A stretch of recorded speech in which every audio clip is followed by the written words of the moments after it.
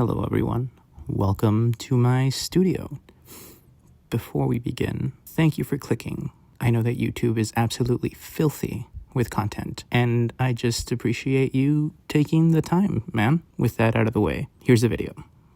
I absolutely love Peacemaker. It's one of my favorite shows in a long time. I love the action, the acting, the dancing, the writing.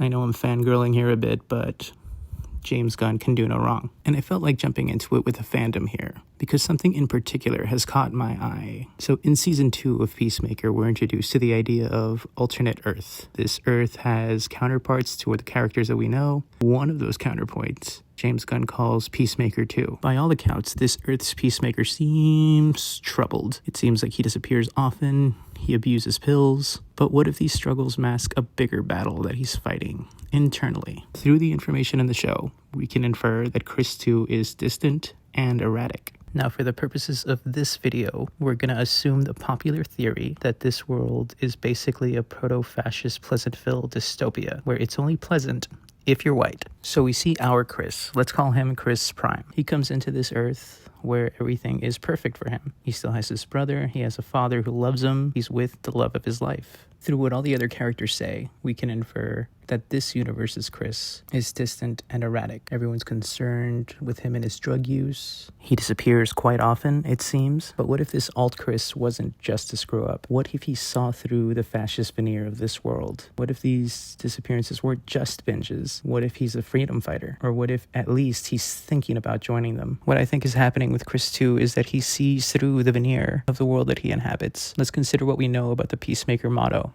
I cherish peace with all my heart. I don't care how many men, women, and children I need to kill to get it.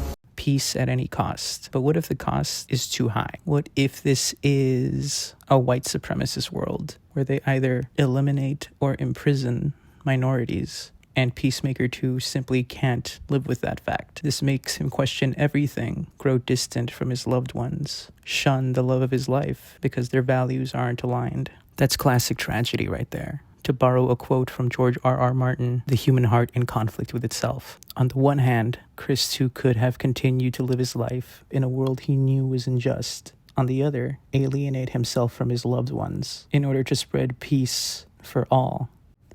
So yeah, maybe he was more of a dick, but maybe it's because he had to be. Because maybe he was tired of keeping the peace in a world that was perfect for some, but a prison for others. And that's video number 1 in the can. Let me know what you guys think. Again, thank you to anyone who happened upon this video and took the time to watch it all the way through. It means everything. I'm going to continue to try to post at least once a week. I know I'm late to the party, but I'm really eager to see what we've got waiting for us in these last few weeks of Peacemaker. Thank you guys. Bye.